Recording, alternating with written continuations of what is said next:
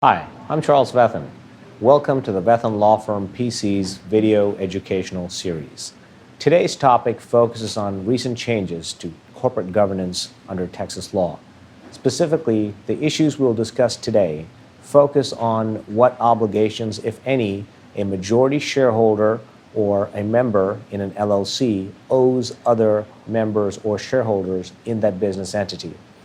We'll focus on changes in the law and how this affects claims that used to exist in Texas for shareholder oppression and freeze-outs. If you have more questions, please contact us at www.vethanlaw.com. Joe, a lot of our clients, a lot of business clients out there are concerned about a new decision by the Texas Supreme Court, Ritchie versus Rupe, that issued in June of 2014. That decision materially altered corporate law landscape in Texas, specifically as it applies to shareholder rights and minority shareholder rights and shareholder oppression. Charles, my problem with the Rupe opinion is that it boils down to a simple rule. So long as the majority shareholder does nothing to harm the corporation, he's free to harm the minority shareholders at will. Freeze them out, cut them off, remove them from the board of directors, fire them, refuse access to confidential information. They can do all those things so long as they justify it by showing that it is either beneficial to or at least does not harm the corporation. Although the court recognizes that minority shareholders are uniquely vulnerable to those types of abuses, rather than broaden the remedies available to them under the law, it greatly restricts them and wipes out the common law cause of action for shareholder oppression. As Justice Guzman so eloquently puts it in her dissent, it reduces the value of minority shareholders' shares to change on the table. The majority correctly held that corporate documents, company agreements, shareholder agreements are contracts. So when you have people who are able to contract, enter into an agreement that says person A has 51% ownership in the company, that person has a controlling interest, and there is nothing wrong with that.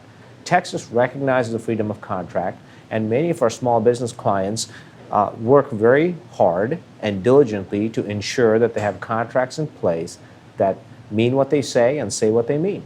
And that's what this decision is all about. It protects individuals who negotiate a contract position. But Charles, as you also know from our experience litigating, many corporation, closely held corporation owners aren't that foresighted. They draft only bare bones agreements, sometimes no agreements at all, that don't really provide for the variety of situations that could arise in the future. Rupe case is a perfect example. Mrs. Rupe didn't come to this corporation, her ownership interest, through a contract. She came to it through inheritance through her husband. And as a result, she was excluded from the business by the family. I agree with you that a problem does arise if shareholders or members in an LLC or limited partners use formulaic documents to represent their interest in the company. No question about it there. But under Texas law, if you enter into a contract, whether or not you read it, you own it. And that principle must be upheld. So while I agree with you, Joe, that people should not download contracts off the internet or use a plain vanilla rubber stamp document, especially when they're talking about their corporation, which is not only their business, but probably their main source of income and livelihood. Once they sign that document, it has to be upheld.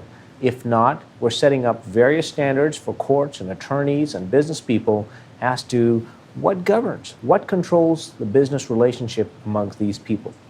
Well, I agree in principle that if you sign a contract, you're presumed to have read it. Mrs. Rupe didn't sign a contract. Her husband did. And she had no control over what he signed. And when she came to the table as the widow who inherited that contract, the disputes arose not from the management of the corporation, but from family relations. And as a result, that affected her interest and her ability to profit or to enjoy the fruits of her deceased husband's labors in the corporation. Joe, I think we can agree on this point. We know that regardless of what your interest is in a company or a limited liability company, corporation or an LLC, if a shareholder takes certain actions to benefit him or herself at the expense of the company, that is still illegal under Texas law. We've addressed that in another video under fiduciary duty. So that still exists. The only issue that you and I disagree on is this decision, Rupe, which basically states if you sign it, you own it. Joe, another issue that Rupe addressed was the damages that would be available to a minority shareholder if they were frozen out. Prior to Rupe, a minority shareholder who felt that he or she was excluded from management, didn't have any say in when dividends could be paid or profits distributed, could file suit, and if he or she won, could force a buyout. What Rupe focused on also is that, look, in a small company, the majority shareholder typically is also the person who is driving business.